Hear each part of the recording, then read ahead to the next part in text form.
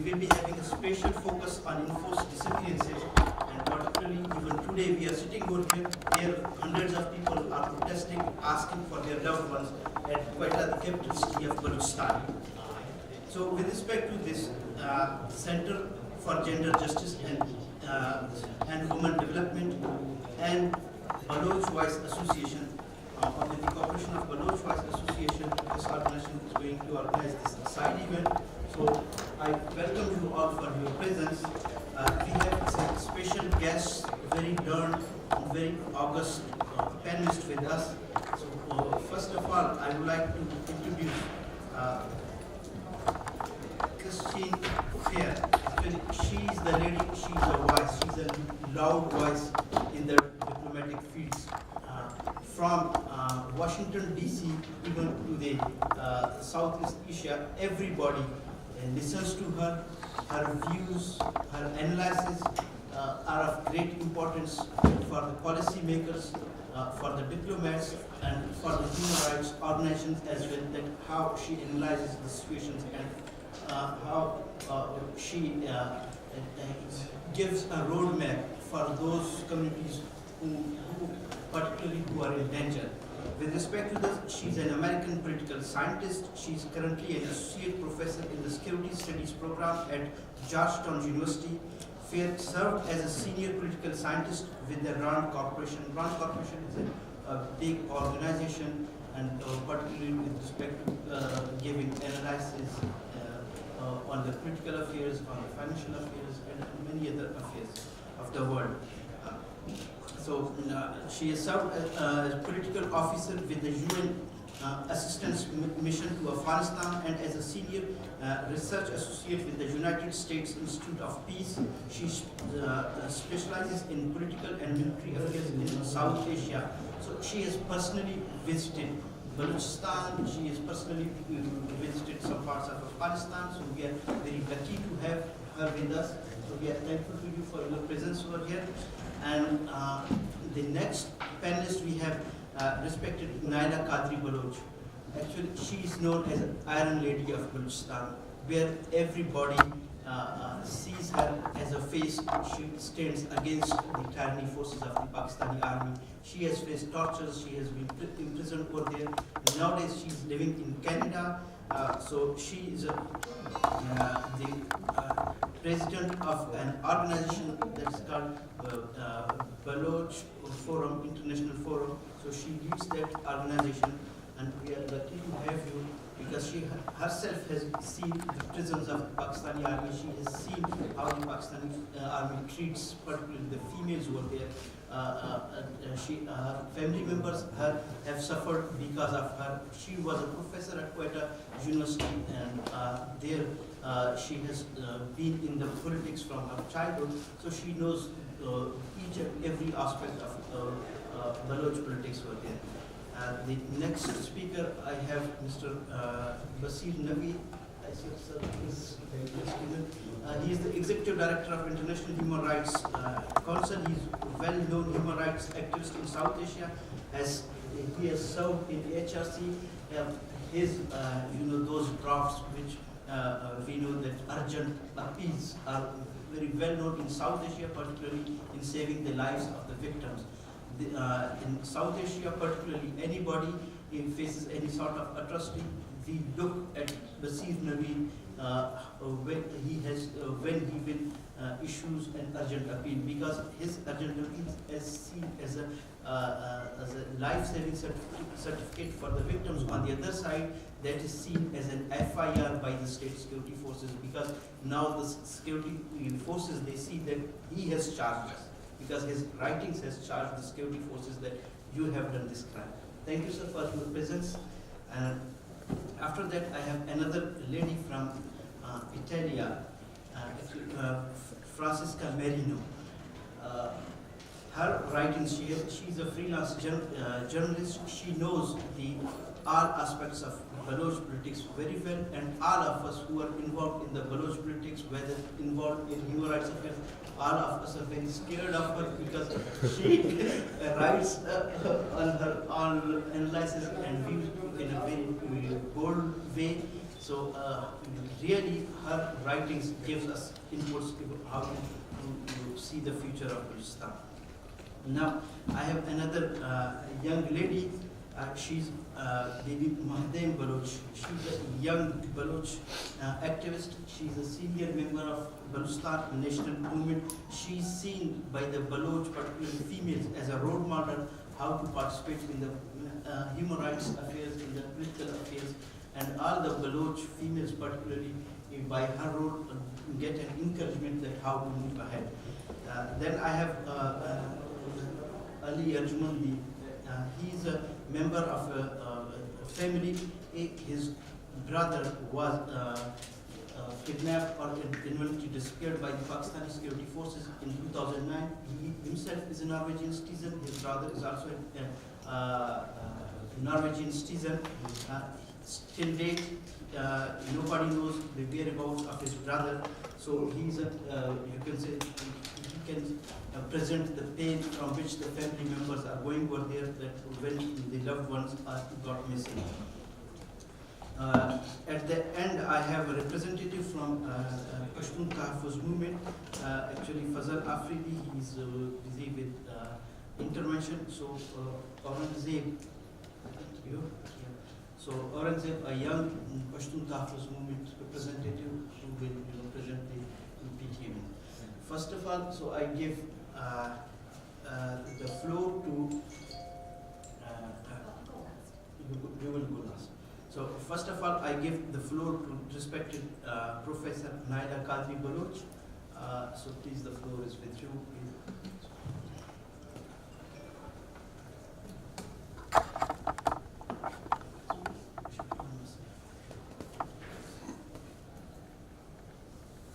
Respected Mr. Munir Mengal, President of the Baloch Voice Association. You are really a pride for Baloch people, especially Baloch youth, because you have introduced all of us, but now it's my responsibility to introduce you. You as a son of a freedom fighter, son of a lady who is one of my role models. She worked so much in the rural areas and mountainous areas of Balochistan, her mother, to educate Baloch girls, and for their economic empowerment, she trained Baloch girls a lot. So as a son of a freedom fighter and as a son of a very vigilant and strong lady in a tribal society, we have production Munir Mengal who could earn a lot of shiploads of money if he was not associated with the cause of human rights, especially human rights for Baloch people.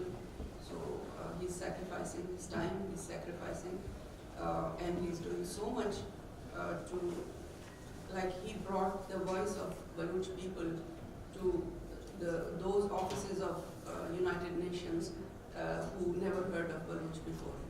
So in a way, in a very scientific and organized way. So we are proud of you. Thanks for having me here, and I'm feeling so good and so beautiful energies around me because a few of my favorite ladies are sitting on the same panel with me, and I admire their wisdom and I admire their beauty. And Mr. Basir, he has saved so many Balochs, and especially now we are hearing the name of Rashid Hussain Baloch, and he was not abducted in Pakistan, but the hands of ISI, they have reached to the Arab countries now, and they are harassing Baloch people there, and the abduction, forceful abduction of Rashid Hussain Baloch, a human rights activist. For him, he and Munir Mengal both have started campaigns in different ways, and Amnesty International has taken from Basir Naveed's urgent appeal. And Jamil Maqsood is not here, but I also thank Mr. Jamil Maqsood. He is a representative for human rights in the European Parliament, and he has done a lot for Rashid Hussain. His case is like Munir Mengal has accepted his, submitted his case in the working group also, UN's working group also. So like Mr. Ehsan Ahmadi. We are now working on the Russian Sense case also in United Nations. When we speak about the issue of missing persons in a country like Pakistan, anybody can imagine where a country that is created for some reasons, an unnatural entity, a fabricated entity, but the reasons behind its creation, I'm not going to discuss it here, but the output is in front of the world as form of all the terrorism spread it around every corner of the world. Its roots we can see from where they're coming. And why people are getting missing in such a massive number that in Balochistan, if I talk about, there is no single household who has not seen a person missing from the family or from neighborhood, all over Balochistan. So we are in a situation of sorrow. We as a nation, we are in a great depression. Each and every of us, when we meet each other, when we greet each other, we try to hide our tears and we try to smile, but we all know each other because we know that the wounds each and every Baloch has, as a person, as a family member of like himself or herself abducted sometimes, or a family member, or a very close or dear friend.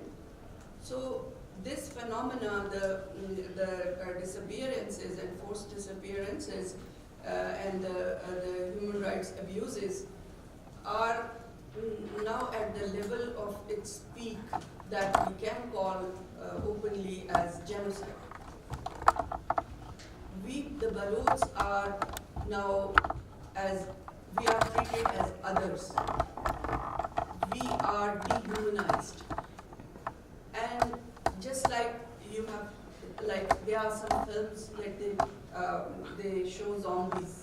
So Balochs are the zombies in the boundaries of Pakistan. So there is a license to kill Baloch. There is an open license with all Pakistani institutions to kill us, to abduct us, to torture us, to rape us, to loot our valuables, and to burn our houses or to burn our villages, demolish our residential areas, and occupy it as like land grabbers. So all of this is done in the uniform of Pakistan Army, uniform of Pakistan's paramilitary forces. So this situation is done by the people or a state which itself is a member of United Nations and itself has ratified different conventions. Especially, we are celebrating everywhere the 70th year of United Nations Declarations of Human Rights. But this declaration is only for celebrations. This declaration is only for signing it, and that's all. Where are the measures of United Nations to make the state of Pakistan accountable? What they are doing with the people of Balochistan at that level, that each and every household is depressed and in sorrow and in sadness and in pain. We have created records of human history. We are the people. If we go at the positive side, yes, we created the first city on this earth, that calls Mehergarh. So Balochistan's creativity for the human civilization is of that age, 11,000 years, 12,000 years, when majority of the human beings, they lived as tribes in jungles and mountains, the Baluchs created the first city, the urban civilization. And now the world records we are creating is the longest duration of missing persons protest camp. Never that much long any protest camp never had. People who were born after the enforced disappearances of their fathers, like 1 month or 2 months after when they born, they never saw their father at the time of their birth, and they are grown up in those camps. The kids' pictures of their fathers and their brothers when they were small in that camp of Baluch missing persons. Now they are young boys and young girls now. It's touching the 4,000 days now. When this record of human history is also created by Baluch people, but not with the joy of creativity when we created Baluch. This we created with sorrow. And the longest march for human rights, and it was from Quetta, Balochistan to the United Nations office, Islamabad. And when the president of the General Assembly reached Pakistan, she never visited us. She never visited us. She never visited that camp. So, situation of the human rights is very, very alarming in Pakistan. With these words, I thank you.